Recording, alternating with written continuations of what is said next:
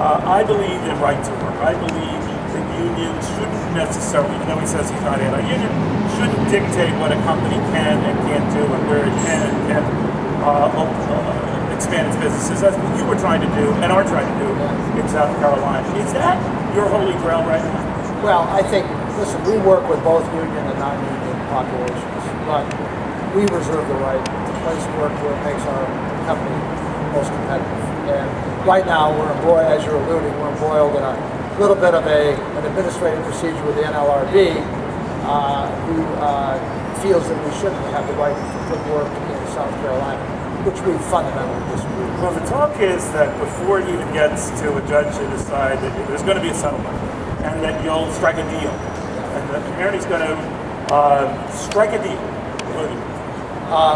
We will not strike a deal that violates the fundamental principle of the management and shareholders involved in placing work where it makes the company most competitive.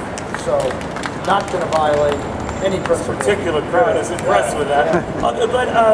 Boeing CEO. Your concern is if the NLRB wins at this, then it's going to handicap not only companies like yours that want to expand in right-to-work states or elsewhere, but all companies, right? That's just Yeah, I think there was a recent survey, I think it was NAM, where National Association of Manufacturers. National Association of Manufacturers indicated that 60% of American companies feel the chill we're talking about.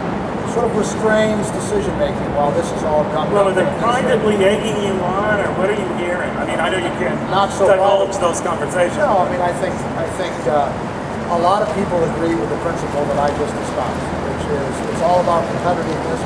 Think about what we're talking about here. We're talking about the 787 Dreamliner, arguably a symbol of Americans' global competitiveness. 80% of these will be sold outside the United States. It represents the cutting edge of any kind of technology that relates to aerospace. And we're being told we can't place the work where it makes us most competitive, generates jobs, because we're exporting to other parts of the world. And it's a little bit crazy.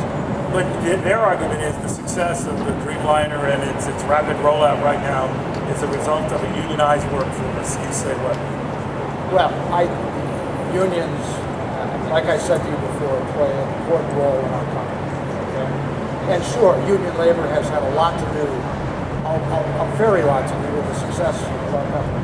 That doesn't mean that in the face of a more globally competitive world, as we get bigger and need more diversity, we need to find places where things are cheaper to do as well as high quality.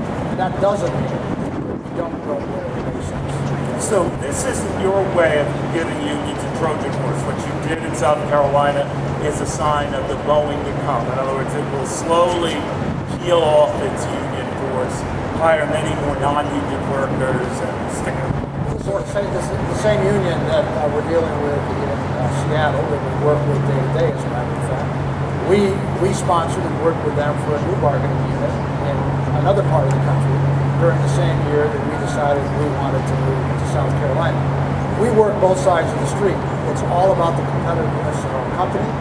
It's all about what's best for our employees and what's best for America at the end of the day. Are you of the opinion we're going to slip into something maybe a recession or worse? I don't see that, quite frankly. I mean, there are issues. Europe is the most troublesome because you're at the end of the debt chain. You're in the sovereign debt. I think there is a lack of confidence. I think Washington, the super committee, needs to get something done just to restore our confidence in the political process.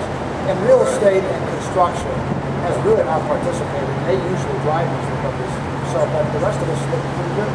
Jim, thank you again. The anniversary very special. We appreciate that. Congratulations on 15 years. Thank you. Do you think my hair still looks fake? Fantastic. Not from here.